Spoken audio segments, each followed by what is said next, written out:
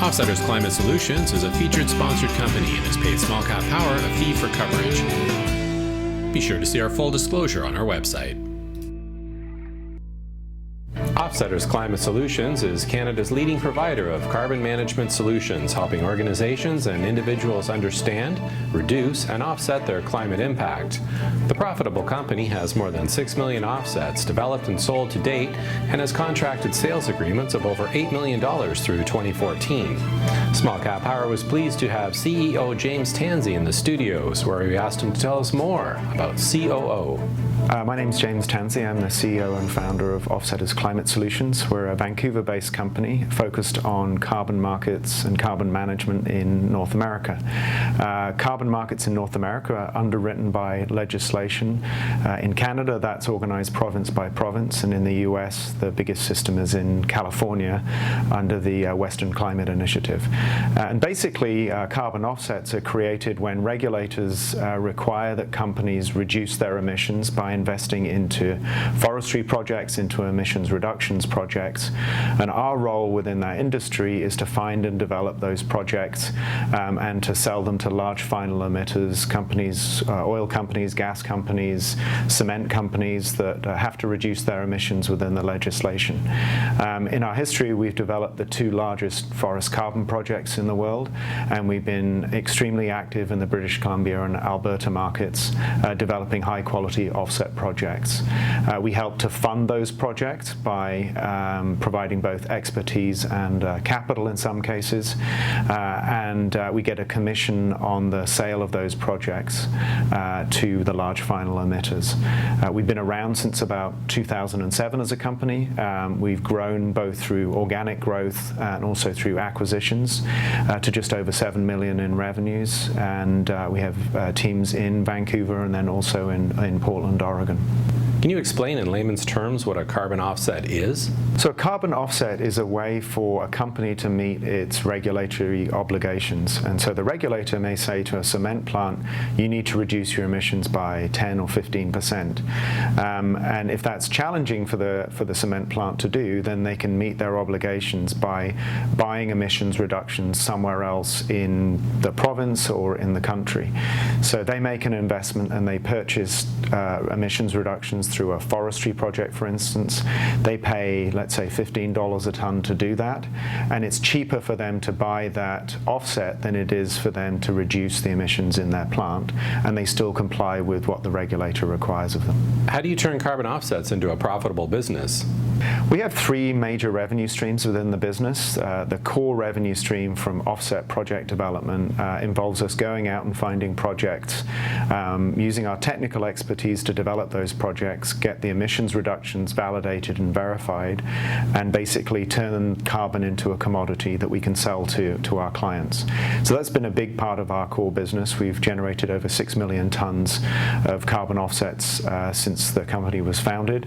But there are two other related areas where we have really solid revenue streams. One is in advisory services, where we help companies with the management and reporting of their emissions, and that includes their reporting to the Carbon Disclosure Project, which is the largest global disclosure project for greenhouse gas emissions.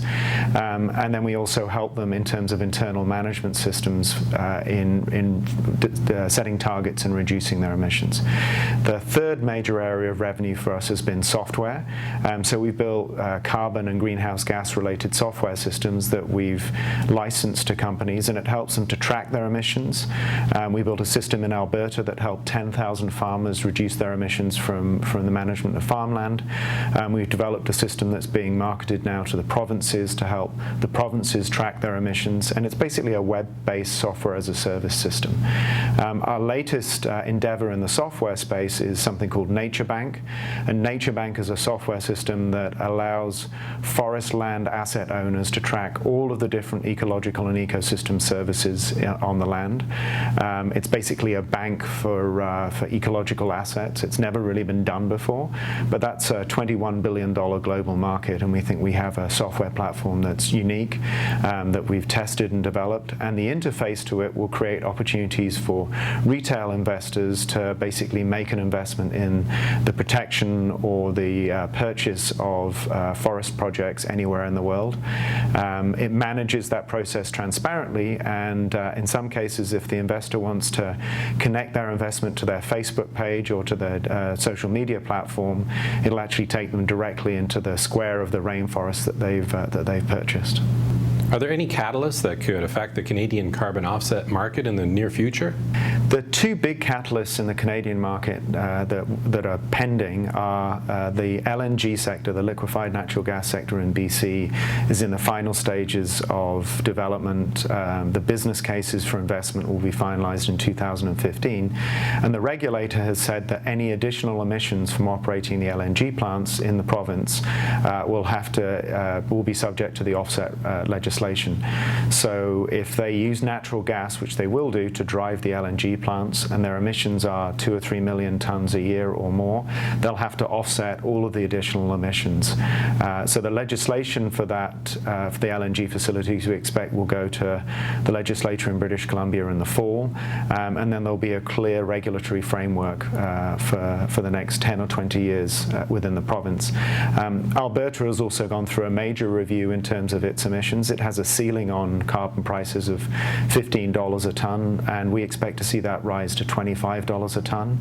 And with all the growth in oil sands in Alberta and the growth in shale gas extraction in Alberta and BC, we expect to see those markets grow to 60 to 100 million a year in British Columbia and $200 to $300 million a year in Alberta. So that's the Canadian landscape. The California landscape is also looking very positive. We're seeing trades occur at $10 a ton. There's no additional legislation required for it. It's an operating cap and trade system, and we're going to see the price in that system rise to as high as $20 a ton by 2020. So we see that as a $2 to $4 billion opportunity, and we're very active in the US right now developing projects within that pipeline. What are the major challenges faced by your business? Well, it's always difficult being a business that's subject to the political whims and to changes in government. But what we've seen over the last 5 or 6 years is legislation that really locks in those offset obligations. And we're very confident now that those systems will remain in place, and it'll create, that legislation creates a real market for us. The challenges we have are just that, the capital investment for these large-scale projects moves much slower than the pace of a business our size. So we have to be patient, but we believe that by being patient and developing high-quality projects, that we'll see slow and steady growth over the next 10 years in the sale of those tons. So we're in conversations now with the LNG developers about basically having an offtake agreement for those companies that would allow us to guarantee a price on any tons that we deliver to them. And since they'll need tons every year, they'll be looking for 10 to 15-year projects. So from a revenue perspective, what makes Offsetter's climate solutions attractive is, as we lock in those contracts, they really, it's really an annuity business. We'll have steady, predictable income streams. And our barrier to entry is that we built up the expertise and the experience in Canada and North America, and we have the most diversified offset portfolio of any of the companies in this space. What are you doing to create shareholder value in the next 1 to 2 years? The major areas that we're working on at the moment are in ensuring that we have sufficient capital on hand to be able to invest in early stage project development. So we have a mechanism in place now with Gravitas that allows us to invest in the early stages of project development. The projects are typically expensive on the front end. All the costs are on the front end. So if we have access to capital pools that allow us to invest, and that capital is secured against an offtake agreement or a contract, then we can dramatically expand the number of projects that we can do. So that mechanism gives our shareholders some confidence that we can continue to supply and grow. And it also creates other opportunities for investors who maybe are more interested in providing debt than in getting involved directly in the company. And then we're also very focused on innovating internally to develop new technology platforms and and Nature Bank has been the product of that effort. We brought on an external investor into that project already that's reinforced the company valuation at $2 million for the Nature Bank subsidiary, and we'll be developing that over the next 12 months. And then we're constant on the lookout for acquisition targets, and we've got 3 NDAs in place at the moment to look at potential acquisitions, which will also help with a step change in growth. Thanks for taking the time for today's interview, James. It's a pleasure. Thanks very much. Our parent company, Beaker Corporation, and its affiliates or partners will seek to provide services to companies mentioned on Small Cap Power. So you should consider all the information on Small Cap Power as an advertisement. Beaker Corporation and its related companies or a connected person may own, buy, and sell securities mentioned in our videos from time to time. We recommend that you consult with a trusted financial professional before making any investing decisions. Be sure to see our full disclaimer on smallcappower.com.